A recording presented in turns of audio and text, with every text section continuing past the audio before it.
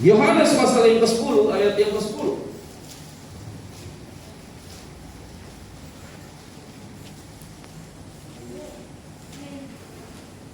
Nanti multimedia nggak perlu saya minta klik ya, langsung kalau ada nyerempet kalimat demi kalimat yang saya minta langsung klik.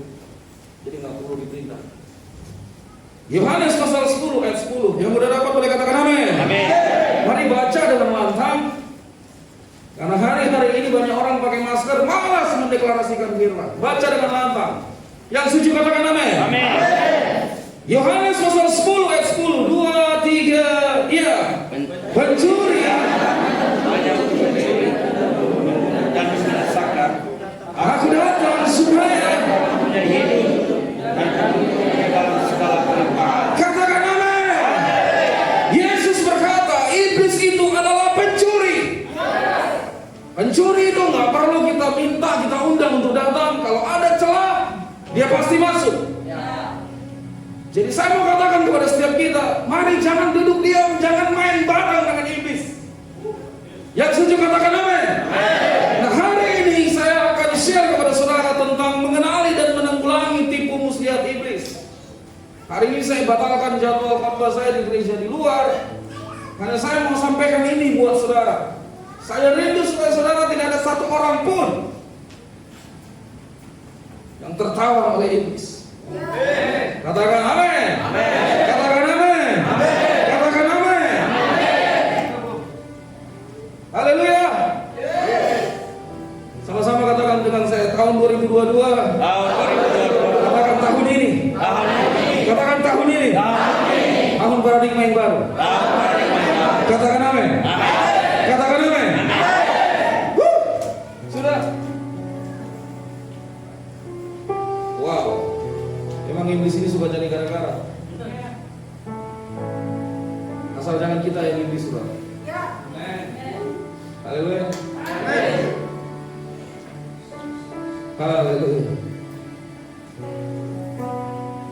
Kita kunci game.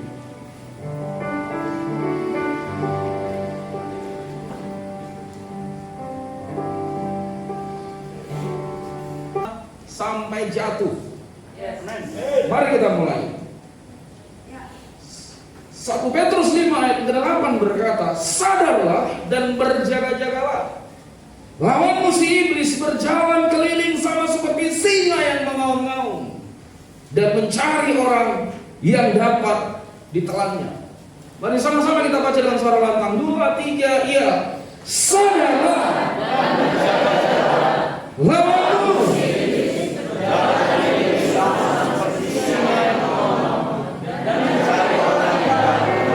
Katakan amin. Kasih tahu kanan kirinya, lawanmu iblis. Bukan istri, bukan anakmu, bukan suamimu. Iblis itu jalan keliling, saudaraku. Kayak gambarannya seperti saya, dia jalan keliling. Mana yang main handphone, mana yang udah mulai ngantuk, mana yang tidak fokus, mana yang mukanya itu keras gara-gara tadi disenggol oleh worship leader. Haleluya. Ini iblis jalan keliling. Dia nggak peduli kamu mau gembala, wakil gembala, mantan pendoa yang sudah naik turun 7 kali naik surga. Dia nggak peduli. Buat dia itu makan empuk. Dia jalan keliling. Dia bukan omnipresent. Dia bukan hadir di mana saja. Dia jalan keliling. Seperti apa? Singa yang mengaum-ngaum. Dia mencari orang yang dapat ditelannya. Rupanya dia singa ompong, men. Iblis itu singa ompong.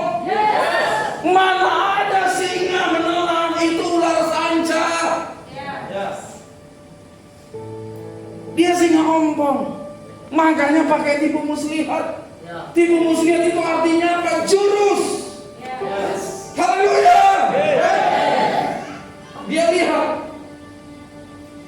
Dia lihat mana yang sudah nggak fokus dengan firman Tuhan.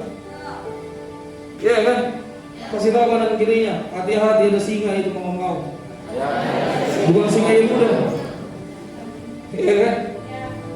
Itu dia. Ya, jadi lawanmu siapa? Iblis.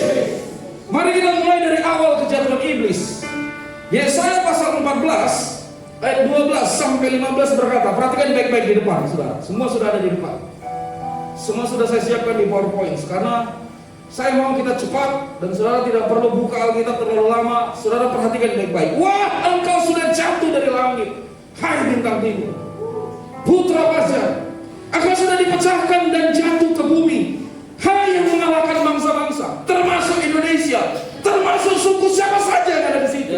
Alkitab katakan, iblis sudah ditetapkan dari jauh-jauh hari, diberi kuasa untuk mengalahkan bangsa-bangsa. Ayat yang ke-13 berkata, engkau yang tadinya berkata dalam hatimu, aku hendak naik ke langit, aku hendak mendirikan tahtaku mengatasi bintang-bintang Allah, dan aku hendak duduk di atas bukit pertemuan jauh di sebelah utara. Aku hendak naik mengatasi ketinggian awan-awan, hendak menyamai, perhatikan ini, hendak menyamai yang maha tinggi. Sebaliknya, ke dalam dunia orang mati engkau diturunkan, ke tempat yang paling dalam, di luar kubur. Ayat yang terakhir, referensinya itu dibuang ke bumi. Jadi iblis pertama datang di bumi. Perhatikan baik-baik. Mari kita lihat siapa iblis, karena banyak orang Kristen nggak tahu iblis. Sehingga tanpa dia sadari, dia pikir itu malaikat terang, tetapi iblis. Karena Alkitab berkata, iblis menyamar jadi malaikat terang. Iya kan? Haleluya. Nah, kita harus tahu siapa iblis. Alkitab berkata, dia disebut bintang fajar. Dalam bahasa Inggris disebut Lucifer. Kita bukan orang Inggris, kita orang Indonesia. Kita tahu bahasa Indonesianya. Siapa nama iblis? Siapa nama iblis? Bintang timur, putra fajar. Haleluya. Dan itu adalah gelar Tuhan sendiri. Kitab Wahyu mengatakan bintang timur itu adalah gelar Tuhan sendiri. Wahyu pasal 9, iblis dikatakan sebagai bintang yang lebih terang dari bintang yang lain. Dan nama bintang itu adalah Absintus. Mari kita bongkar satu persatu, saudaraku, supaya kita tidak jadi orang Kristen yang ada dalam genggaman iblis. Apa kejatuhan iblis? Dia hendak naik mendirikan tahta. Jangan dirikan tahtamu di kos-kosanmu. Jangan dirikan tahtamu di pelayananmu. Tetapi dirikanlah segala sesuatu tahta untuk Tuhan. Lewat pujian dan penyembahan. Jangan dirikan tahta, karena tahta itu satu-satunya milik Tuhan. Iblis ingin mendirikan tahta mengatasi bintang-bintang Allah. Bahkan dikatakan dia ingin menyamai yang maha tinggi. Ingin menyamai yang maha tinggi, yaitu Allah. Itu adalah tujuan utama iblis. Jadi sebenarnya dari awal iblis itu sombong. Ini dosa awalnya, angkuh. Angkuh itu orang yang tidak mau dikoreksi. Angkuh itu orang yang tidak mau dinasihati supaya berubah. Dia berpikir pengertiannya yang paling benar. Dia berpikir budayanya yang paling benar. Dia pikir aku yang paling benar. Itu orang yang sombong, saudara. Jadi kalau kamu ditegur dan kamu tidak mau berubah, kamu sombong. Kamu mau warisi apa yang pernah iblis lakukan di sorga. Apa dampaknya? Dia jatuh, dia berdosa, dia dibuang ke bumi. Dan ingin yang menyamai yang maha tinggi itu sombong. Haleluya. Amen. Ini tentang iblis. Dia keren banget, dia pemimpin pujian, dia pemimpin penyembahan. Tidak boleh ada yang memimpin penyembahan di sorga, dia yang pimpin. Jangan ngomong soal apa suara sama dia. Dia jauh lebih hebat. Jangan ngomong soal keindahan dalam sebuah ibadah. Dia jauh lebih hebat. Dia sudah hidup jauh lebih lama dari kita hidup. Makanya banyak orang Kristen merasa kuat, merasa bisa mengalahkan iblis. Dia berpikir mungkin seperti saya dulu seorang pendua syafaat, pemimpin doa. Saya berpikir itu bisa benar. No. Semuanya ada ukurannya, semua ada waktu. Nah, sekarang itu tentang iblis, itu tentang awal kejatuhan iblis. Sekarang kita lihat bagaimana mengenali tipu muslihat iblis. Yang pertama, daya tarik atau keindahan dunia. Wow. Jadi tipu muslihat iblis yang pertama yaitu daya tarik atau keindahan dunia. Coba perhatikan kronologis kejatuhan manusia. Saya tuliskan Kejadian 2 ayat 8 sampai 9 dan Kejadian 2 ayat 15 sampai 17. Saya baca pelan-pelan, saudara perhatikan. Dan secara khusus nanti saudara lihat kalimat yang saya bold dengan warna kuning. Selanjutnya Tuhan Allah membuat taman di Eden. Eden itu di bumi, bukan di surga, saudara. Disitulah ditempatkannya manusia yang dibentuknya itu.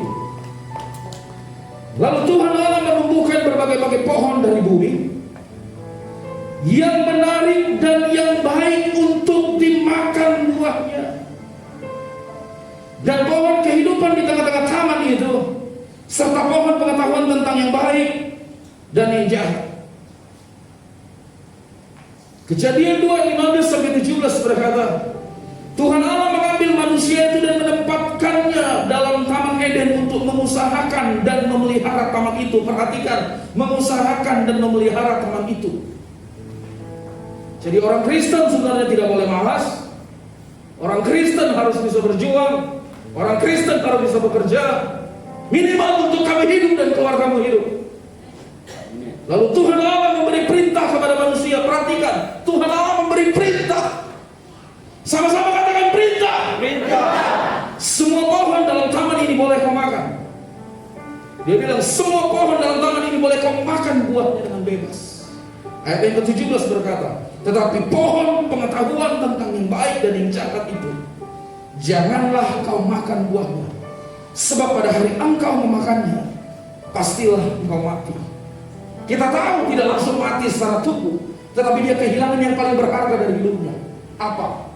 Hubungannya dengan Tuhan putus. Apa? Kuasa. Apa? Anugerah. Apa? Perlindungan, penyertaan. Semua rancangan Tuhan yang ada pada dia hilang pada waktu dia jatuh dalam dosa. Dan dia tidak langsung mati. Perhatikan kata yang menarik dan yang baik untuk yang dimakan buahnya. Itu dia.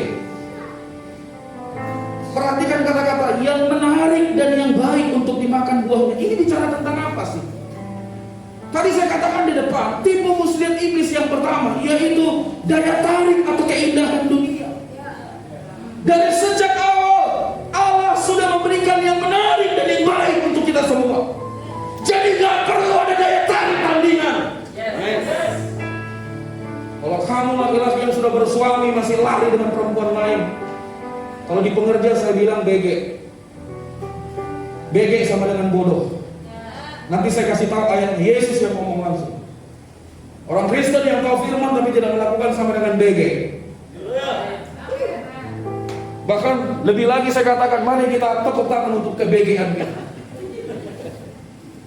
Dan orang Kristen BG. Haleluya. Amin. Iya kan, ada orang Kristen BG. So tahu tapi masih tetap melanggar. BG. Perhatikan baik-baik ini. Yang menarik dan yang baik untuk dimakan buahnya. Tuhan kasih sudah sesuatu yang indah, yang menarik, yang terbaik. Siapapun kamu, apapun latar belakangmu, berapapun penghasilanmu, apapun budayamu, dengar baik, Tuhan sudah kasih yang terbaik buat kamu. Jadi gak perlu lirik-lirik apa yang Tuhan kasih buat orang lain. Katakan amin. Kok istri orang itu kok makin cantik aja ya, istri di rumah bau. Saya mau kasih tahu sama saudara, Tuhan udah kasih yang terbaik buat kamu. Haleluya. Suami orang ini semakin enak diajak ngomong ya. Makanya hati-hati, jangan sering ngumpul sama suami orang. Hai para istri, kalau kamu sering ngumpul sama suami orang itu disebut BG. Hidup BG. Haleluya. Kita ini kan orang Kristen ini perlu dipecut sesekali toh, supaya gak BG. Kalau kamu berkata kenapa dia bisa ya gajinya lebih tinggi, saya enggak. Dia, kau lihat perjuangannya dari awal. Dia sekolah baik-baik. Lu datang ke sekolah hanya sampai gerbang. BG. Lalu kamu iri dengan orang itu. yang penghasilannya lebih tinggi dari kamu, yang berjuang, belajar siang malam, dan mempertahankan nilai. Lalu kamu lihat, kenapa dia ya punya ini, prestasi ini, lalu saya enggak ya? Lu lihat dong perjuangannya. Kadang-kadang kita ini pengen piala tapi tidak mau berjuang. Haleluya. Mana ada istilah sekali waktu Yesus, aku terima kau sebagai Tuhan dan Juru Selamat, dibaptis adik baru, tiba-tiba kau langsung masuk punya akses surga gitu? Mana ada? Sejak kamu lahir baru, kamu adalah makanan empuk iblis. Makanya banyak orang punya kesaksian, kok aku ketika aku semakin dekat sama Tuhan, semakin rajin ibadah, kok banyak masalahku ya? Karena kamu jadi sasaran empuknya. Iblis itu jago menduplikat. Jadi dia lihat Allah kasih daya tarik, gua kasih juga daya tarik. Copy paste. Dia copy paste. Dia jagonya duplikat. Nggak ori dia, nggak ori. Makanya jangan beli yang nggak ori. Yang penting kan murah, BG. Tuhan udah kasih yang menarik. Istriku harus wanita Elsa sama laut. Kalau saya nikah dengan Paribantu, belum tentu dia bisa seperti ini. Belum bisa dia memperhatikan keluarga silaban yang orang maring yang penuh dengan bla bla bla ble ble ble blo blo blo, orang siantar pula lagi. Nggak bisa. Harus wanita Elsa sama laut. Dan Tuhan kasih tahu, ini yang menarik, ini yang baik, ini yang indah dari Tuhan. Dan saya nggak perlu lirik yang lain. Tapi ini jangan lirik yang lain. Ibu ini sudah lebih baik dari semuanya. Kalau lirik, beda.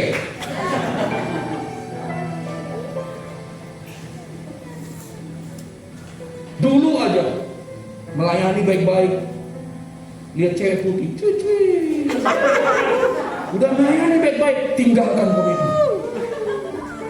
Jalan ke mall bareng, rasanya bangga banget jalan dengan cewek putih gitu kan, senang banget. Nikah, akhirnya punya utang, punya anak 2 tahun, itu urusanmu, makin berat dia. Saya udah capek ini. Itu kesalahan, BG.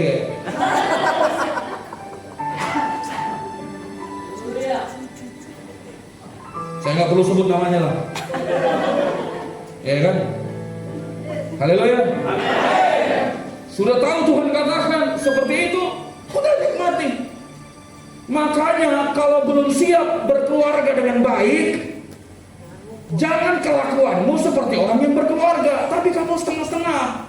Pengen fun, pengen tidak ada komitmen, tetapi kamu juga pengen berkeluarga dalam tanda petik. Yang kamu nikmati cuma seksnya saja. Itu laki-laki BG. Yang udah tinggal bareng, bertobat kau.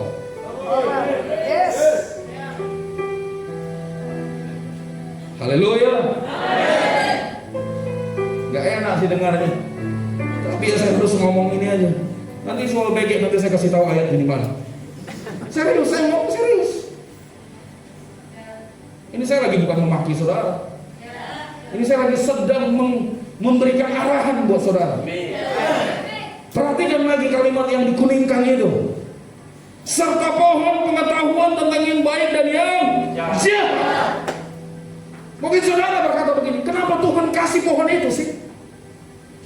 Apakah Tuhan tidak tahu kalau mereka makan itu mereka bisa jatuh dalam dosa dan kehilangan semuanya? Kenapa sih? Hei, saya mau beritahu, manusia diciptakan bukan hanya Tuhan ngomong doang. Bukan seperti ini, Aldi pacar lo jadi enggak. Tuhan kerja, men. Dia ambil debu tanah, dia bentuk. Kayaknya kurang mantap ini hidup. Dia rubah lagi, oh begini. Makanya Adam itu adalah manusia sempurna. Sahukan melewat. Kan?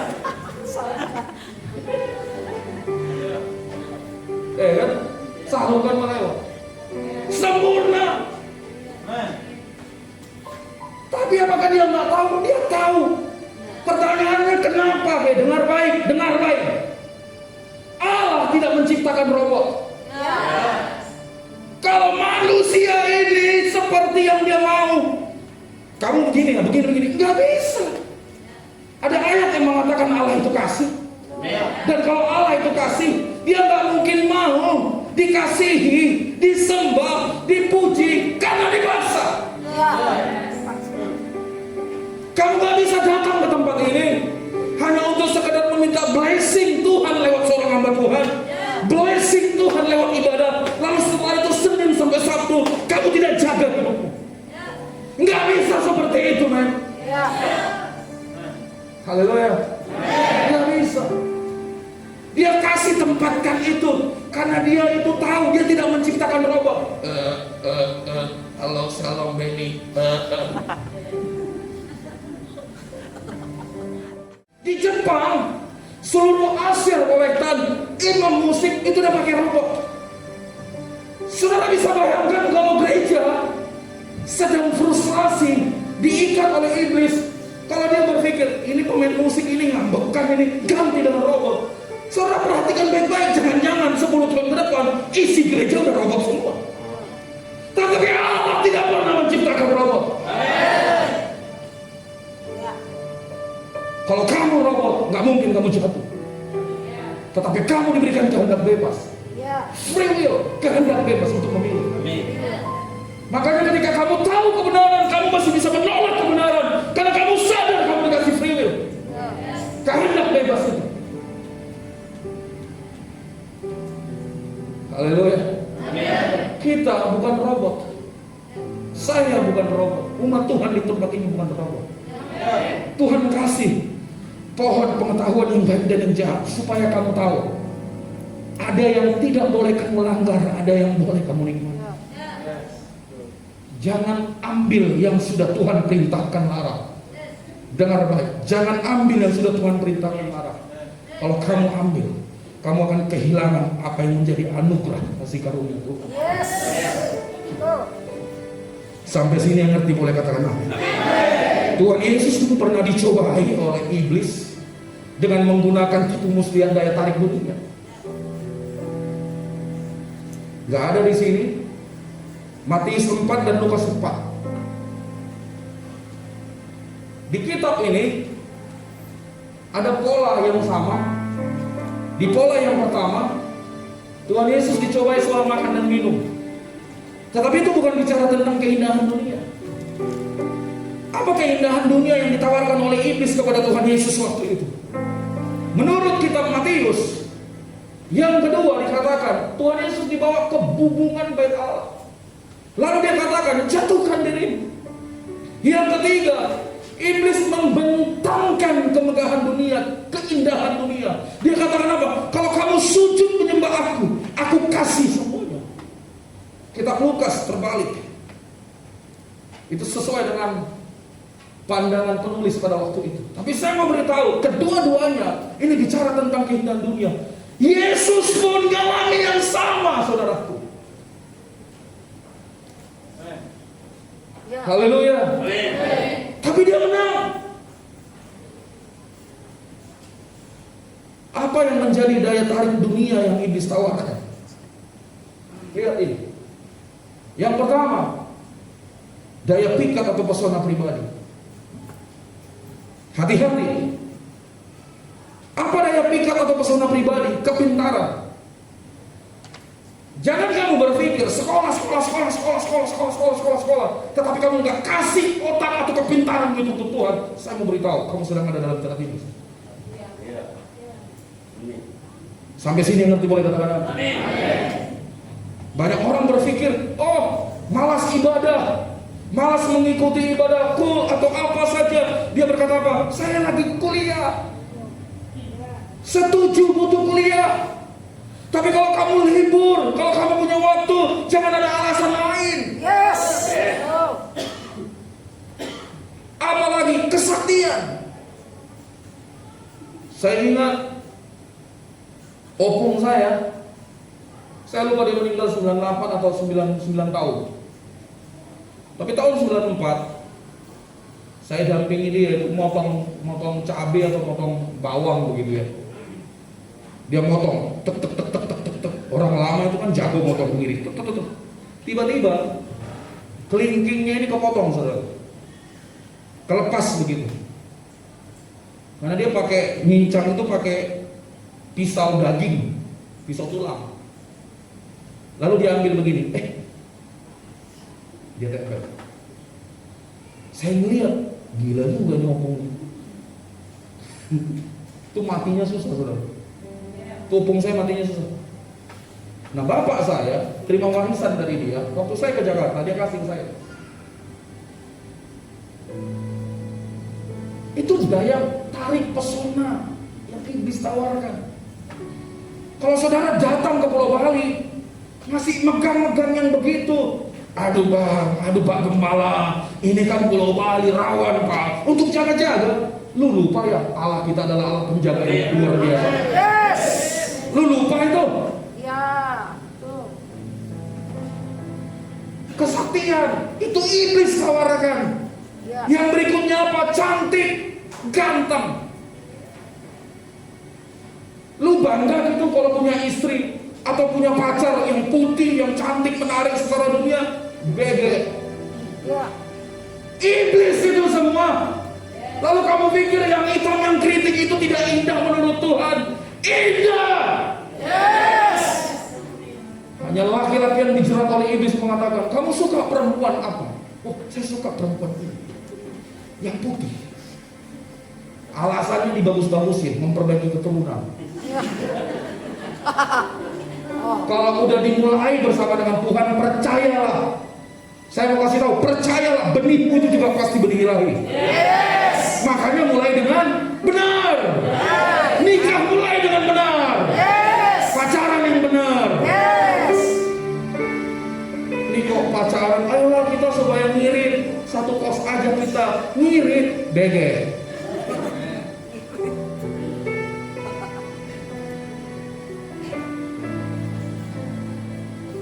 Ya kan? Itu daya tarik pesona pribadi, cantik, mempercantik diri. Wah, tidak waktunya pakai lipstik. Mau tidur aja pakai lipstik. Bingung. Buset. Ngapain sih?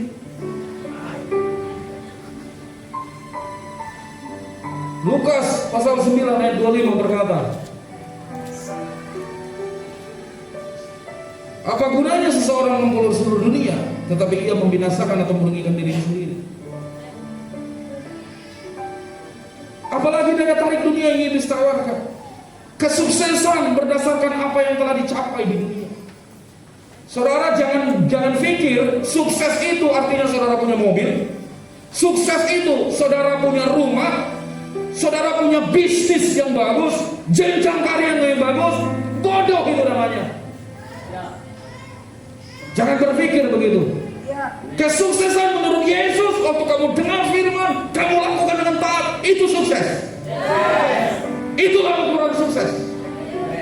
Dan saya nggak pernah silau dengan orang yang tadinya datang pakai sepeda, jalan kaki, mungkin nge-grab, gojek, tiba-tiba sekarang udah pakai motor, 2 tahun berikutnya pakai mobil, lalu saudara dengan bangga, oh puji Tuhan.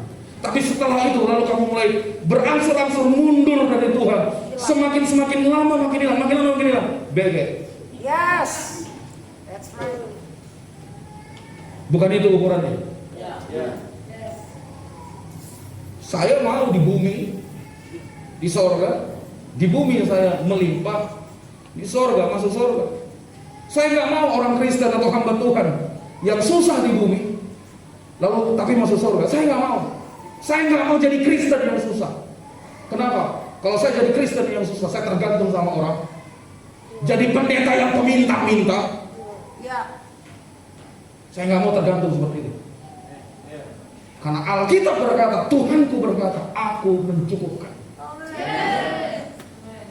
Yang mengerti boleh katakan amin. Lukas 9 ayat 25, baca sama-sama. 2, 3 ya. Apa gunanya? Tetapi salah satunya dari kesuksesan berdasarkan apa yang telah dicapai di dunia. Karir atau bisnis, uang, harta. Yang tadi pasangan hidup, rasanya bangga itu. Yang ganteng, yang putih-putih. Tapi kalau belakangan error sama aja. pengaruh atau jabatan. Yang gembala-gembala juga perhatikan ini. Ada orang yang berkata sama saya, "Oh Pak Roli, luar biasa ya sekarang ya. Pos PI-nya makin banyak, rantingnya makin banyak." Siapa bilang? Tuhan yang luar biasa, bukan saya yang luar biasa. Emang saya wow gitu kalau begitu? Ya. Hati-hati. Ya. Yang gembala-gembala ranting pos PI hati-hati. Oh semua jemaat makin banyak, semakin luas, semakin begini. Karena saya BG. Ya. Itu hamba Tuhan BG. Ya. Haleluya. Amin. Haleluya. Amin. Hati-hati. Ya. Jangan kira-kira sukses kita di bumi ini udah langsung kita punya semua. Hati-hati. Sekali lagi saya katakan, apa gunanya seseorang memperoleh seluruh dunia, tetapi ia membinasakan atau merugikan dirinya sendiri? Ya. Apa sih yang kita kejar di dunia ini? Uang. Tuhan tolak. Apa? Saudara stres gak punya pasangan, belum menikah sampai sekarang usia segini. Apa yang saudara kejar? Ya. Apa yang saudara mau buktikan? Ya. Aku mau pembuktian nih. Apa sih itu? Ada apa-apa? Yes. Ada apa-apa? Jadi salah satu tipe muslihat iblis yang pertama adalah dia kasih yang namanya daya tarik atau keindahan dunia. Dia duplikat, Allah udah kasih, kalau dia duplikat. Yang kedua, apa tipe muslihat iblis yang kedua yang Tuhan bukakan? Yang kedua adalah intimidasi. Menurut Kamus Besar Bahasa Indonesia, arti intimidasi adalah tindakan menakut-nakuti. Ini kerjaan iblis nih, yang mengaum-ngaum tadi. Sehingga kan senjata utamanya auman, roar. Kalau udah dengar auman singa, gajah yang sebesar apapun, lebih baik minggir di gua. King of Jungle lewat nih. Tindakan menakut-nakuti itu biasanya untuk memaksa orang lain atau pihak lain untuk berbuat sesuatu. Yang kedua, arti intimidasi itu adalah gertakan. Dan yang ketiga, ancaman. Lihat itu. Saya ambil beberapa poin ini karena ini yang lebih mendekati arti sesuai Alkitab. Jadi intimidasi itu artinya tindakan menakut-nakuti, gertakan dan ancaman. 1 Petrus 5 ayat 8 sampai 9 berkata demikian. Sadarlah dan berjaga-jagalah. Sadarlah dan berjaga-jagalah. Orang Kristen yang kalau ibadah begini nih, itu tidur itu. Ya. Ya. Imannya tidur tuh. Ya, betul. Pertanyaan saya, model begitu yang buat.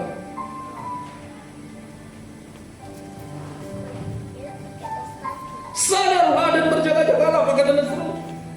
Lawan musuh iblis berjalan keliling sama seperti singa yang menggaul dan mencari orang yang dapat ditelannya. Saya sering kali bilang sama pelayan Tuhan, para pengerja di tempat ini, jangan kira kamu melayani Tuhan, kamu udah otomatis masuk surga. Nggak ada itu. Ayat 9 berkata, lawan dia dengan iman yang teguh. Sebab kamu tahu bahwa semua saudaramu di dunia, perhatikan baik-baik, menanggung penderitaan yang sama. Artinya apa? Semua orang Kristen di dunia ini mengalami yang sama. Ya. Sama-sama mendengar. Sama. Ya. Apa alat, apa sarana iblis mengintimidasi kita? Yang pertama, pedang.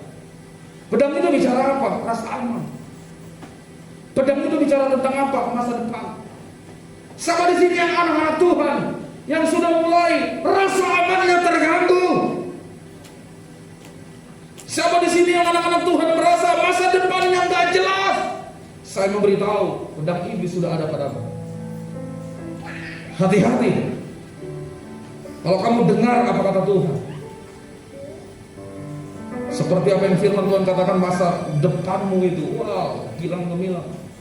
Yang kedua, kelaparan. Ini bicara apa? Kebutuhan pokok. Kalau saudara perhatikan mengikuti perkembangan hari-hari ini, Ukraina itu lagi diinvasi oleh Rusia. Ukraina itu seperti Malaysia buat kita, tetanggaan, sedaratan gitu. Dia punya kepentingan sendiri di situ. Lalu dia invasi, dia sudah mulai duduki beberapa kota-kota penting.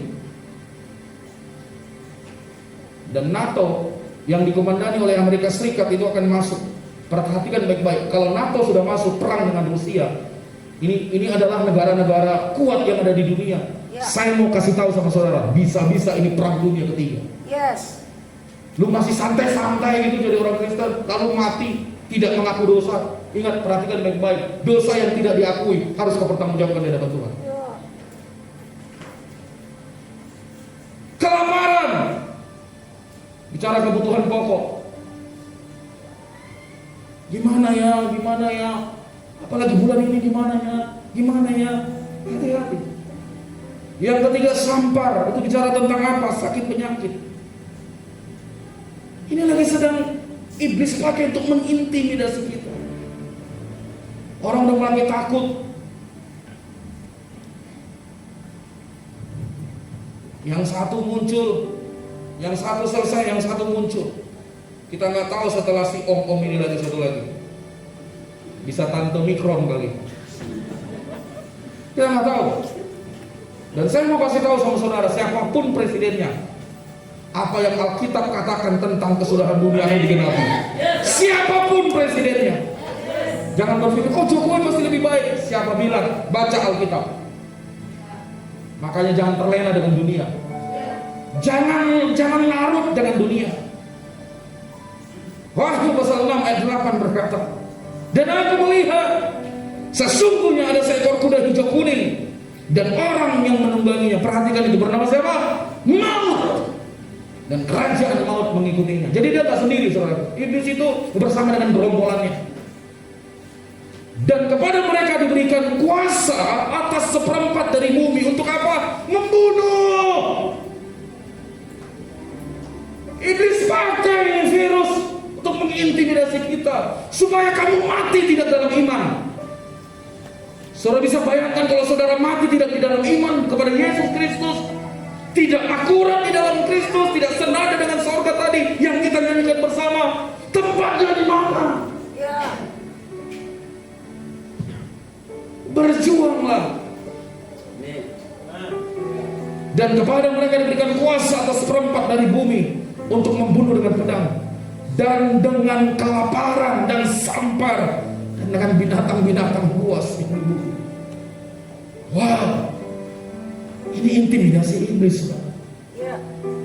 Pedang, kelaparan, sampar, binatang buas. Wow. Apalagi yang ketiga, yang terakhir, apa itu lagi tipe muslihat iblis yang iblis pakai? Yang ketiga adalah pengajaran. Perhatikan baik-baik, saya akan klikkan apa maksudnya ini. Matius 11 ayat 12 sampai 15 berkata, sejak tampilnya Yohanes Pembaptis hingga sekarang, kerajaan surga diserong, dan orang yang menyerongnya mencoba untuk menguasainya. Jadi sejak zaman Yesus, pengajaran yang benar itu udah diserong masuk gereja. Makanya sering saya katakan, pendeta bisa salah, gereja bisa salah, firman Tuhan tidak pernah salah. Pendeta bisa salah, gereja bisa salah, firman Tuhan tidak pernah salah. Yesus berkata apa? Lihat dari buahnya, lihat dari perkataannya, lihat dari kehidupannya, apa yang dia lakukan sesuai dengan firman Tuhan. Nah sekarang iblis menyamar jadi malaikat terang. Iblis jago bahasa domba. Ya kan? Karena dia pernah tinggal di sorga. Jangan kira iblis gak bisa bahasa roh. Bahasa roh versinya dia. Jangan kira. Karena dia pernah tinggal di sorga. Sebab semua nabi dan kitab Taurat bernubuat hingga tampilnya Yohanes. Dan jika kamu mau menerimanya, ialah Elia yang akan datang itu. Siapa bertelinga hendaklah ia mendengar. Ini bicara apa? Pengajaran palsu. Salah satu yang saya yang saya gumuli setiap saya akan menyampaikan firman Tuhan. Tuhan, apakah yang akan saya sampaikan ini sudah benar? Saya share kepada para pemimpin yang biasa khotbah di tempat ini. Saya pun kalau mau khotbah itu gemetar. Saya pakai trik biasanya. Saya pergi ke toilet, pura-pura kencing. Tapi sebenarnya bukan kencing. Untuk apa? Doa. Tuhan, aku minta pemuraban. Anak mama. Kan saudara kira biasa khotbah langsung bisa semuanya? Enggak. Itu mau kita itu jadinya. Haleluya. Amin. 2 Petrus 2 ayat 1-3 berkata, sebagaimana nabi-nabi palsu dahulu tampil di tengah-tengah umat Allah, demikian pula di antara kamu ada guru-guru palsu. Wow. Mereka akan memasukkan pengajaran-pengajaran sesat yang membinasakan. Bahkan mereka akan menyangkal, perhatikan kata ini, penguasa, huruf besar. Itu bicara siapa? Allah, yang telah menebus mereka. Dan dengan jalan demikian segera, immediately, tidak bisa ditangguhkan lagi, mendatangkan kebinasaan atas diri mereka. Wow. Banyak orang akan mengikuti cara hidup mereka yang dikuasai apa? Hawa nafsu. Ngapain kamu melayani? Gak punya waktu. Ngapain kamu di gereja itu? Apa-apa ngomong uang, apa-apa ngomong uang. BG. Yes. Makanya dikatakan banyak orang akan mengikuti cara hidup mereka yang dikuasai hawa nafsu. Yes. Dan karena mereka jalan kebenaran akan dihujat. Dan karena serakahnya guru-guru palsu itu akan berusaha mencari untung. Perhatikan itu, berusaha mencari apa? Untung dari kamu dengan cerita-cerita isapan jempol mereka. Tetapi untuk perbuatan mereka itu hukuman telah lama tersedia dan kebinasaan tidak akan tertunda. Ya. Sekarang ini kan musim pandemi, ibadah digital, Zoom. Saudara bisa lihat khotbah-khotbah apa saja yang mengenakan menurut saudara. Saya mau beritahu kepada saudara, hati-hati. Ya. Beberapa waktu yang lalu, saya lihat ada seorang pengkhotbah yang rutin di gerejanya Pak Samuel Harnadi, ketua Rayong 5 kita, yang kemarin datang. Lalu saya rekam, saya share ke Pak Samuel. Saya katakan, Pak, ini khotbah orang ini yang khotbah di tempatnya Bapak tidak sesuai dengan firman Tuhan. Sejak saat itu Pak dijadwal lagi. Kenapa? Bahaya. Ya. Makanya saya mendorong saudara baca Alkitab tiap hari, baca Alkitab tiap hari, baca Alkitab tiap hari. Biar apa? Biar tahu. Yes. Pengen surga tapi gak pernah baca firman Tuhan. Itu kan BG. Ya. Yes. Mengembala kul tapi tidak pernah baca Alkitab. BG. Bangun terlambat terus tiap hari. Lu mau bagi apa? Mau bagi apa? Mau bagi apa? Mungkin saudara berkata, lebih enak ya di gereja ini. Lebih enak ya di gereja.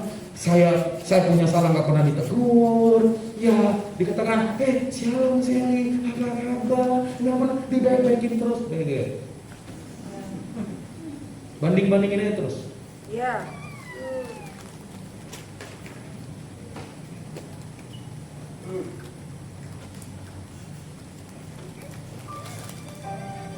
Efesus 4 ayat 14 berkata, ini perlu kita baca sama-sama. Yuk sama-sama baca. 2, 3, ya. Sehingga kita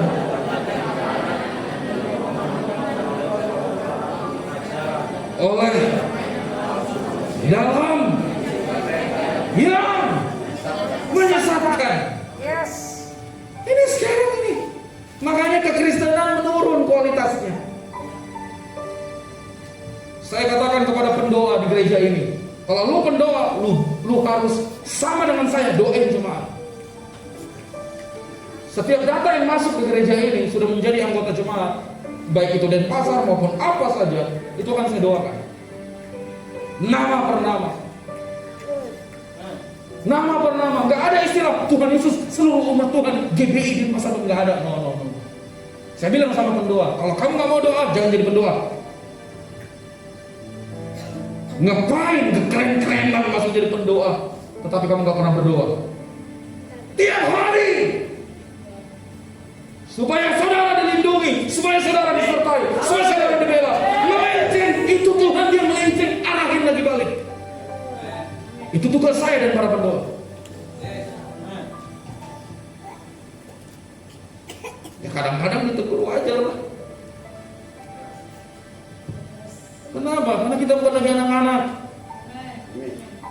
Udah punya anak, mentalnya kayak anak-anak. Ya. Iya kan? Mentalnya kayak anak-anak. Apa yang harus kita lakukan supaya kita bisa menanggulangi tipu muslihat iblis? Yang pertama, bangun iman. Bangun iman itu caranya bagaimana? Beribadah dengan tekun. Tekun, bukan kapal selam. Itu empek-empek Palembang. Ya. Saya suka tuh. Ada yang enak kalau saudara mau tahu.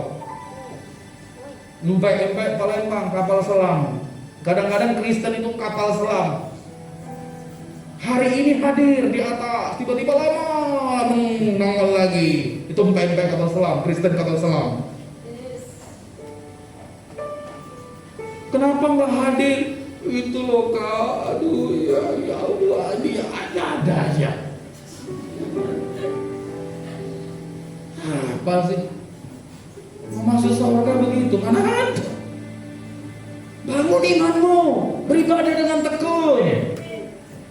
Apa salah satu janji Tuhan kalau kita ibadah dengan tekun?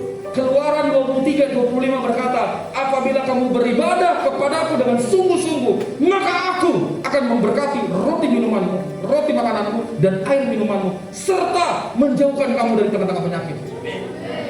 Ibadah dengan tekun. Jangan bolong-bolong ibadah.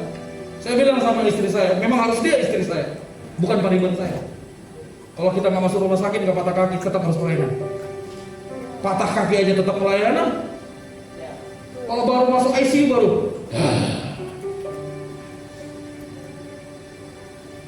Baru sakit kepala, migrain aja, aduh nggak bisa migrain. Saya biasa migrain. Pernah migrain bikinin Pak Billy.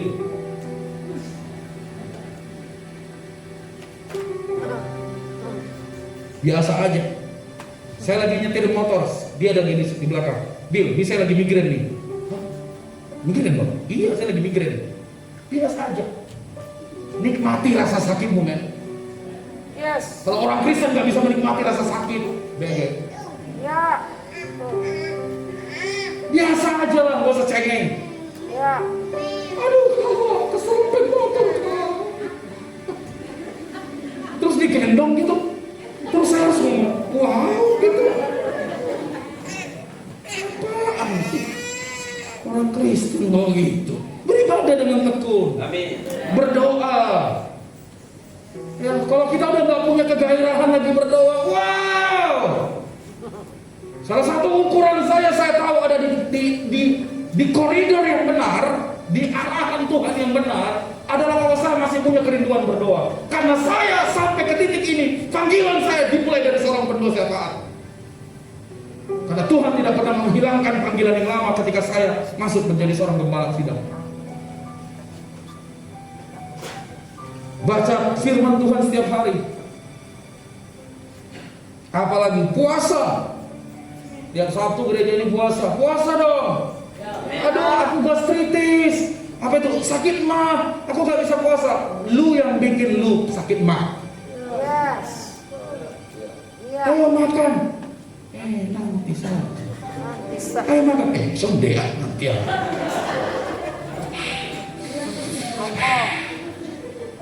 Kau ganti makananmu pakai kopimu, pakai rokokmu itu. BG. Ya. Yang orang baru bingung. Ini khotbah atau apa ini ya? Marah-marah. Enggak, saya lagi gak marah-marah nih. Saya lagi khotbah. Nanti kalau mau komplainnya sama Pak Billy. Ya. Puasa dong. Oh saya nggak bisa live. Oh nggak bisa. Oke, ambil bagian puasa. Sebelum makan doa syafaat sama-sama. Tepat jam 12. Tuhan kami berdoa bersama. Gitu dong orang Kristen. Yes. Itu aja susah amat. Ya. Nah, apa sih? Haleluya. Amin. Yang kedua, apa lagi yang perlu kita lakukan? Jangan beri kesempatan kepada siapa? Simbolis. Efesus 4 ayat 27 berkata, sama-sama kita baca, 2, 3 ya. Dan janganlah, kalau kamu lagi sedang malas, itu ngasih kesempatan sama iblis sampai tidak ibadah, tidak berdoa. Kalau kamu lagi marah-marah sama pasangan lalu sampai kamu tidak ibadah, itu lagi kamu kasih kesempatan kepada iblis. Kamu lihat hujan rintik-rintik, nanti saja saya ibadah, itu lagi kasih kesempatan sama iblis. Camkan itu baik-baik. Waktu kamu gajian, kamu nggak kembalikan persepuluhan, kamu kasih kesempatan sama iblis. Kenapa kamu tidak diberkati? Nggak bawa persembahan seluruh mungkin.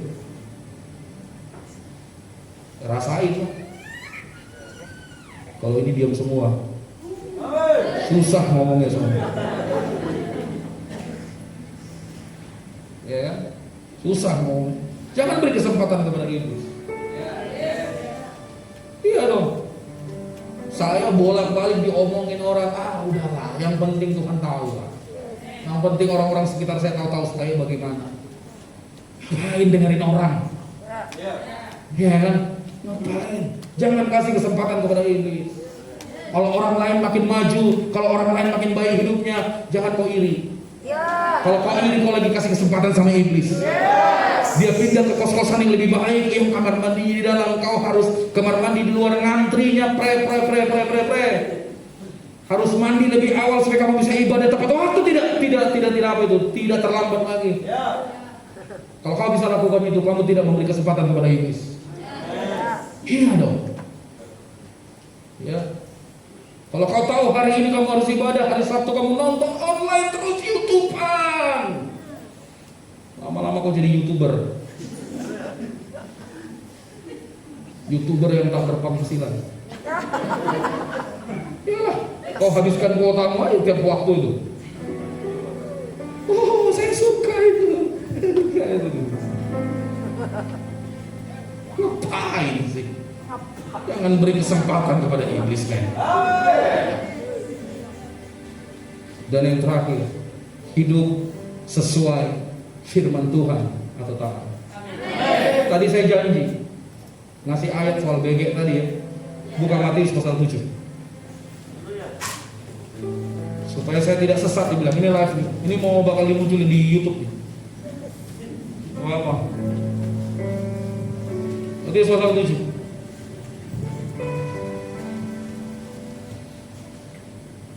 Ayat 26.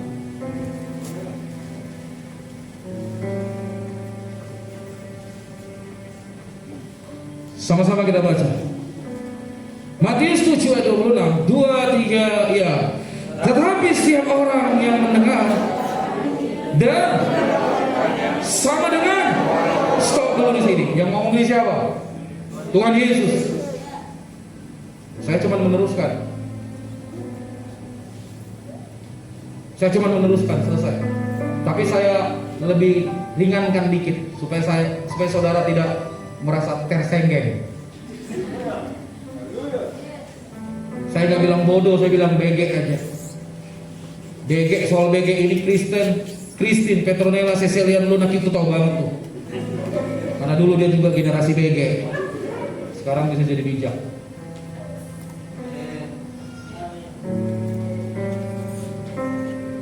Saya nggak tahu suaminya BG juga atau enggak.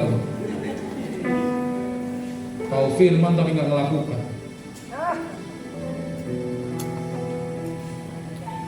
Nggak ada BG atau tidak nih? Ini ketawa aja. Jangan jadi orang BG lah kita.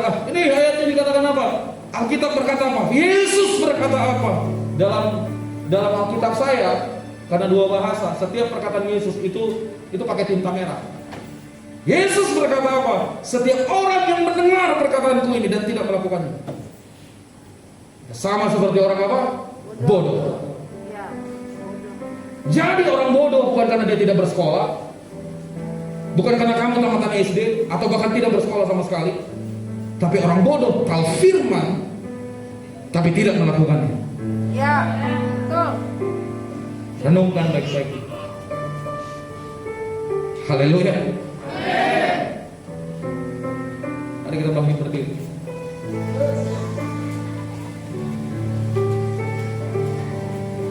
Mulai berdoa.